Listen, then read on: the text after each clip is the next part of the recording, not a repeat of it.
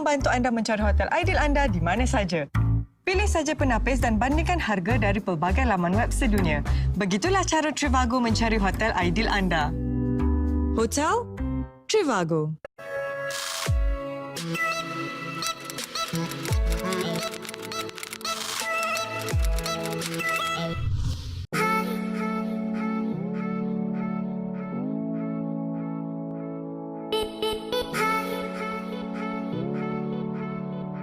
Bismillahirrahmanirrahim. Assalamualaikum warahmatullahi wabarakatuh. Saya Nurul Syairah sebagai pengacara anda untuk hari ini dalam rancangan Anda Tanya Kami Jawab. Jadi hari ini saya tidak keseorangan kerana saya ditemani oleh tetamu jemputan VIP kita iaitu Dr. Nurul Ain Adibah sebagai Naib Presiden Majlis Belia Malaysia. Jadi dijemput Dr. Ain untuk memberi ucapan sepatah dua kata. Assalamualaikum warahmatullahi wabarakatuh. Terima kasih kepada saudari pengerusi majlis. Terima kasih kerana telah menjemput saya sebagai salah seorang tetamu jemputan dalam forum kita yang bertajuk Apakah Peranan Agama dalam Menangani Konflik Agama di Malaysia pada hari ini. Saya amat berbesar hati untuk menjadi salah seorang peserta dalam forum ini kerana topik kita pada hari ini sangat penting kepada semua lapisan masyarakat dan daripada semua lapisan umur. Jadi, saya berharap agar kita dapat mengambil input-input yang berguna daripada isu yang akan dijelaskan oleh panel-panel kita yang hebat pada hari ini. Sekian ucapan daripada saya. Terima kasih. Terima kasih diucapkan kepada tetamu VIP kita iaitu Dr. Ain. Seperti yang kita tahu, Malaysia ialah sebuah negara yang kaya dengan bangsa, budaya dan agama. Namun, di sebalik kekayaan itu, terdapat beberapa isu terutama isu-isu antara agama di Malaysia. Jadi, tajuk kita hari ini akan membahaskan tentang apakah peranan agama dalam menangani konflik agama di Malaysia bersama panel-panel jemputan kita iaitu Dr. Uzma, Dr. Anissa dan Dr. Aino. Tanpa melengahkan masa, saya akan serahkan forum kita pada hari ini kepada Puan Nurin. Terima kasih. Okey, baik. Terima kasih diucapkan kepada pengacara kita.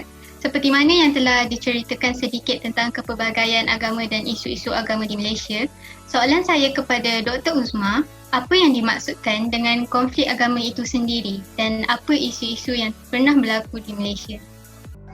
Okey, agama merupakan salah satu identiti utama dalam pengenalan etnik di Malaysia yang terdiri daripada agama Islam, Kristian, Cina dan sebagainya. Dan di dalam perlembagaan Malaysia juga telah mengiktirafkan agama Islam sebagai agama rasmi di Malaysia. Dan oleh kerana agama ini merupakan salah satu elemen yang penting dalam sesuatu masyarakat, pasti ia tidak akan lari daripada konflik-konflik dan salah faham dalam agama.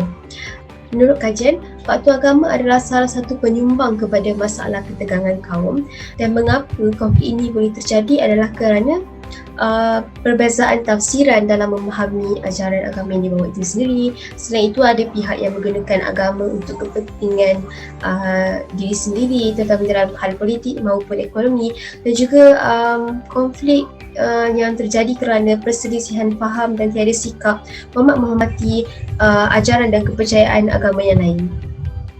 Terdapat isu agama yang membawa kepada perpecahan antar kaum, terutamanya isu kebebasan beragama di mana terdapat larangan mengembangkan agama bukan Islam kepada agama Islam dan juga isu murtad. Kemudian bidang kuasa mahkamah, ada pihak yang bimbang akan usaha-usaha dalam memartabatkan mahkamah syariah yang dianggap sebagai mencabar penguasaan mahkamah sivil. Pembinaan rumah ibadat yang menimbulkan rasa tidak puas hati di kalangan masyarakat. Kemudian isu bahasa yang menyebabkan sesetengah pihak tidak setuju akan bahasa Melayu sebagai bahasa utama. Isu tulisan Jawi di mana ada pihak yang menganggap tulisan Jawi ini sebagai tulisan agama. Dan Thanksgiving Dinner adalah salah satu program di mana bertujuan untuk meraihkan kemasukan sebahagian orang-orang Islam yang murtad ke dalam agama Kristian sambil menghina dan mempersendakan agama Islam kononnya sebagai majlis berbuka puasa dengan melibatkan orang Islam itu sendiri. Terima kasih moderator atas soalan tersebut. Okey, baik. Terima kasih kepada Dr. Uzma atas penjelasan yang cukup padat.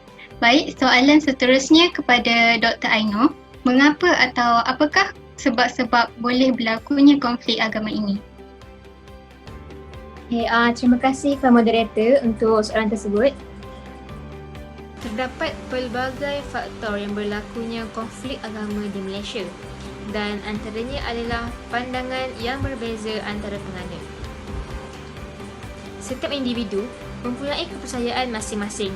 Begitu juga di Malaysia dan itu tidak menjadi masalah. Tetapi masalahnya adalah apabila wujudnya segelintir penganut agama yang ekstrim daripada mana-mana agama yang merasakan agama itu lebih hebat, lebih bagus daripada agama yang lain dan memburuk-burukkan agama yang lain. Dan itulah tercetusnya konflik antara agama. Terdapat satu kajian yang membuktikan bahawa masalah sosial juga turut menyumbangkan berlakunya konflik agama di Malaysia. Dr. Nur Azuki bin Yusuf, salah seorang pensyarah di Malaysia, menyatakan bahawa konflik agama boleh tercetus sekiranya peningkatan gejala sosial seperti pergaulan bebas, tiada pemantauan daripada keluarga, masalah dadah, mencuri, pecah masuk rumah, pergaduhan dan lain-lain jenayah yang tidak dibanteras. Akhir sekali, saya ingin menyentuh satu faktor yang sangat besar yang menyumbang kepada konflik agama di Malaysia, iaitu faktor integrasi. Senarai faktor integrasi adalah seperti tidak menjaga sensitiviti agama lain yang wujud di Malaysia, kurang sikap bertolak ansur, terlalu mengikut emosi tanpa berfikir rasional dan wujud sikap prasangka buruk terhadap agama lain. Baiklah, akhir sekali saya ingin mengambil peluang ini untuk menyatakan sebagai rakyat Malaysia yang hidup secara perpaduan dengan pelbagai agama dan juga bangsa, hal-hal tersebut yang saya nyatakan dalam faktor integrasi tadi hendaklah dititik beratkan oleh semua pihak. Contohnya adalah pihak kerajaan, ibu bapa, guru-guru serta individu tersebut. Kerana hal ini melibatkan masalah pergaduhan antara satu sama lain dan secara tidak langsung berlakunya konflik antara agama. Baiklah, itu sahaja daripada saya. Kembali kepada moderator. Baiklah, terima kasih Dr. Ainur atas penerangan yang sangat jelas. Jadi kita teruskan kepada panel terakhir kita, iaitu Dr. Anissa. Doktor, setelah mengetahui sebab-sebab berlakunya konflik tersebut, bagaimana pula peranan agama dapat membantu dalam menangani isu-isu atau konflik-konflik tersebut? Okey, baik. Terima kasih kepada moderator atas soalan tersebut. Seperti yang kita tahu, Malaysia mempunyai rakyat yang berbilang kaum dan juga agama. Namun, ia bukanlah satu penghalang untuk kita terus mencapai keharmonian. Sebenarnya, penghayatan agama itu sendiri memainkan peranan yang amat penting dalam mencapai sebuah perpaduan. Hal ini dapat dilihat dari aspek sosial dalam agama, yang mana kita harus mengaplikasikan ajaran agama dalam kehidupan kita agar dapat mencapai kehidupan bermasyarakat yang harmoni. Perpaduan masyarakat dapat dikekalkan sekiranya semua masyarakat beragama menghayati dan mengamalkan ajaran agama masing-masing. Tambahan pula, setiap agama memerintahkan penganutnya untuk berusaha ke arah kebaikan dan menghalang keburukan. Sebagai contoh, bagi umat Islam telah diperintahkan dan diwajibkan ke atas mereka untuk menghormati agama lain. Seperti firman Allah dalam surah Al-An'am ayat 108, dan janganlah kamu mencaci benda yang mereka sembah selain dari Allah, kerana mereka kelak akan mencaci Allah secara melampaui batas tanpa pengetahuan. Dalam konteks agama Kristian pula, penganut mereka juga ditekankan untuk mengenali agama lain dengan menghormati dan menolak sangka buruk terhadap mereka. Manakala untuk penganut Buddha pula, mereka dilarang untuk membezakan manusia dan diajar untuk menerapkan kasih sayang kepada semua dengan memancarkan meta atau rasa persahabatan yang sejati kepada semua makhluk.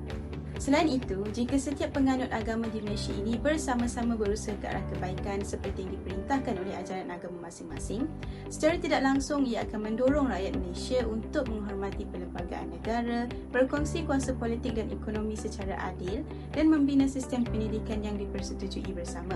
Dengan ini, kita dapat mengukuhkan lagi hubungan baik antara agama di Malaysia dan dapat mengelakkan perkara-perkara yang dapat memudaratkan individu, masyarakat dan negara. Oleh itu, usah gunakan agama itu sebagai asbab perbalahan, akan tetapi gunakanlah agama itu sebagai jalan ke arah kemakmuran. Baiklah, terima kasih kepada Dr. Anissa. Selepas penjelasan daripada ketiga-tiga panel, saya dapat membuat konklusi bahawa kepelbagaian masyarakat di dunia harus dipahami bukan sahaja boleh dipecah dalam kelompok etnik yang berbeza-beza, tetapi juga membabitkan pembahagian kelompok agama yang pelbagai. Sekian daripada saya.